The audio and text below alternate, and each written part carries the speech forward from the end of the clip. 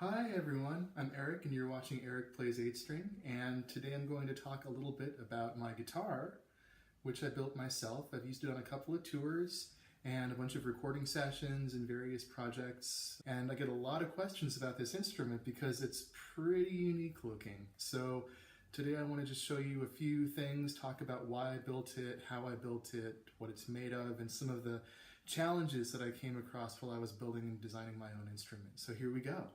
The fretboard is Paufero, Bolivian rosewood, and the back of the neck is also Paufero. It's a really beautiful, really dense, tropical hardwood. Doesn't require any finish, so I actually have it sanded down to about 2000 grit, and there's no finish on it. I'll just oil it up every once in a while, maybe once every 2 or 3 months, and that takes care of everything. It's really smooth, the neck is really fast, it's very easy to play. The shape is fat, it's a baseball bat neck. It's almost like a classical guitar neck, and I really like that feel. So starting at the top, you can see there's a hole up here for the truss rod access. So there is a truss rod that runs all the way through the neck. I also inlaid 2 carbon fiber rods that run parallel to the truss rod to give it a little bit of extra strength and stability. And I find that that makes a big difference when I'm on tour, going through places with different climates, different temperatures, different humidity, and especially because there's no finish on the back of the neck, it really helps to stabilize this big piece of Paufero, keep it from warping or doing anything weird. So up here, a couple of really thin veneers of flame maple, and that was partially to elevate these string retainer locks and partially to match the finish of the body. I thought that looked a little classy, so I decided to do that.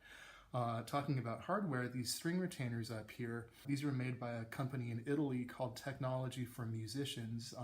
They also go by T4M, and they're on Facebook. They have a website that I'll link to. And I like these a lot because they're really simple little designs. They screw right into the headstock, and then they have these little Allen screws that just lock in the strings. See, there's no nut on this guitar. I have a 0 fret right here, and I have 24, not counting the 0 fret, 24 stainless steel jumbo frets, and I really like the feel of jumbo frets myself. It's really easy to get around on, lots of material, easy to bend, easy to do legato playing. The radius of the fingerboard is 16 inches, and I like having a little bit of curvature for when I play bar chords, because a lot of what I do on the 8-string is really chordal. And I have these side dot inlays here, which are Swarovski crystals that I inlaid into the side of the neck, and they stick up just a little bit, but I never play with my thumb over, so it's not really an issue for me, and it really helps on those dark stages because they pick up all kinds of light. Looking at the back of the neck, the instrument is bolt-on. I have 5 bolts that are recessed into the body, and I've had no problems with neck stability or tuning stability. I like the sound of the bolt-on neck. And for this build, it being my first scratch build, it made a lot more sense for me, I think, to go with a bolt-on design because there was a little bit more room for error in case I messed up the neck angle or something as I went. So let's talk about the body now. And this body is one piece of spruce, and this is just a big old thick 2 1/4 inch spruce body blank that I bought from a guy on eBay, and it has a really beautiful grain, really beautiful color, pretty lightweight, which is nice. It's a little soft, so I do get some dings and dents and scratches as I play it, but I think it adds to the character of the instrument, so I like that.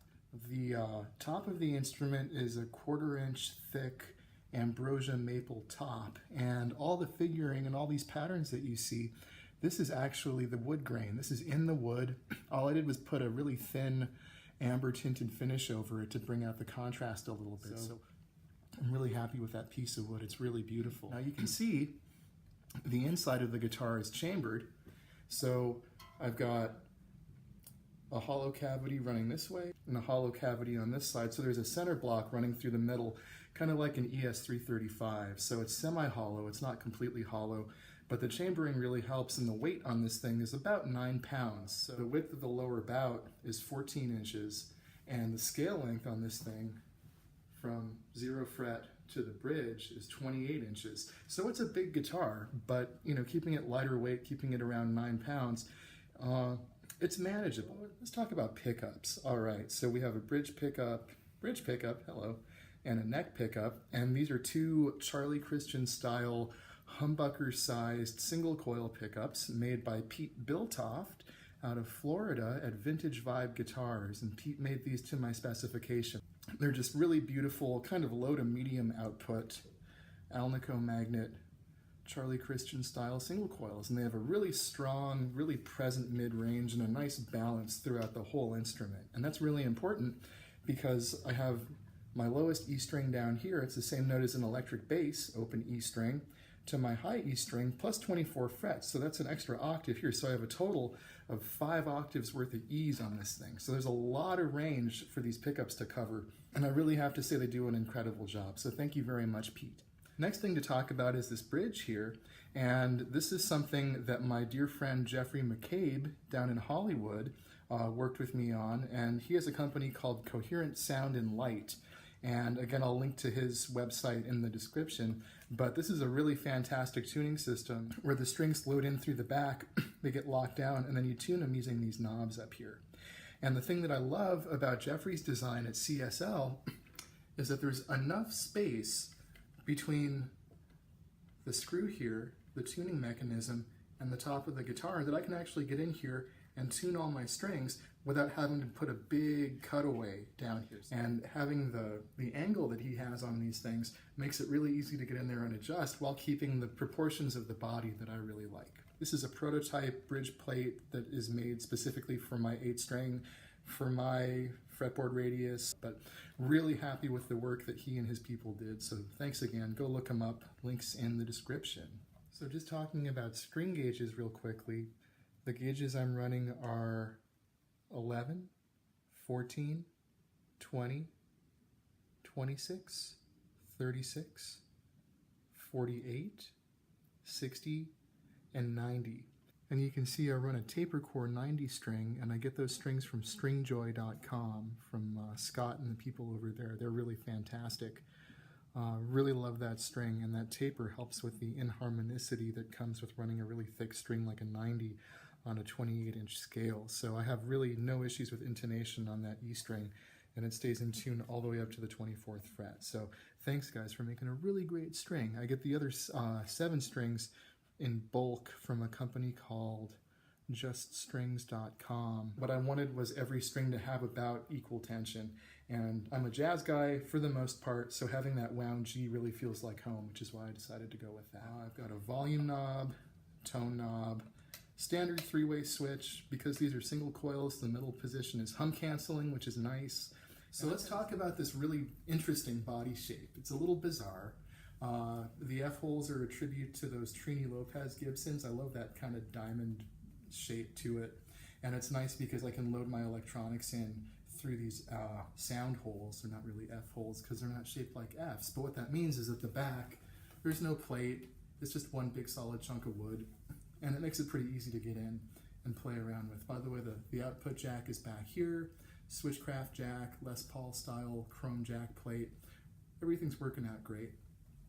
So talking about the body shape, I spent about a year prototyping different shapes, different designs, and I used cardboard and foam and clay and all kinds of different stuff to make full-size mock-ups of different body shapes. And I probably went through about a dozen different designs before I found something that really felt right for my body. So I figured if I was going to build a guitar from the ground up like this, I wanted it to be totally ergonomic and totally fit my own geometry, my own body. So you'll notice that when it sits, it just hangs. It sits at a 45-degree angle.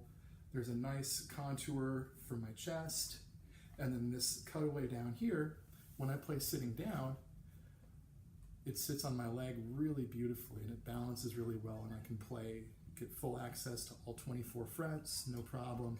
And that makes a big difference for me. So this is how I like to play sitting down, almost classical style, and it means that I don't have to necessarily use a footstool or contort my body in a way that I don't like. So it's supposed to be very ergonomic, and again, it's designed to fit me. So if I were to make a guitar for somebody else, I need a lot of time and access to take a lot of measurements and try different things to get it shaped to their body. The last thing I should say is a big thank you to my friend Harold Osmer over at West Hills Wood.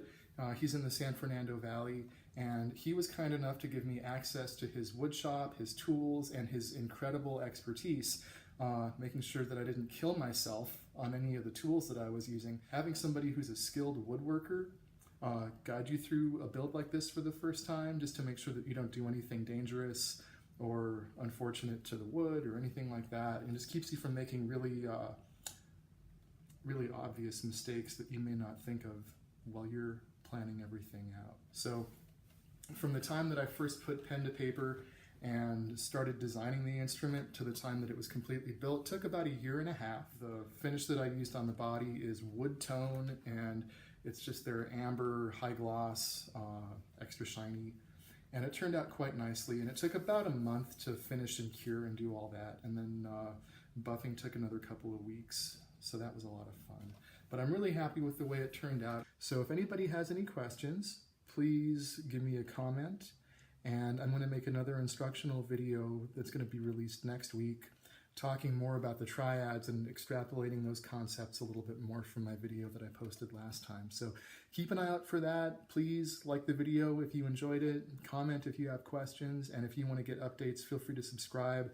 And I'll try to put content out at least once a week, once every couple of weeks, because I've gotten some really good feedback so far. So thank you all very much for watching, and keep playing your 8 strings, keep having fun. All right, bye.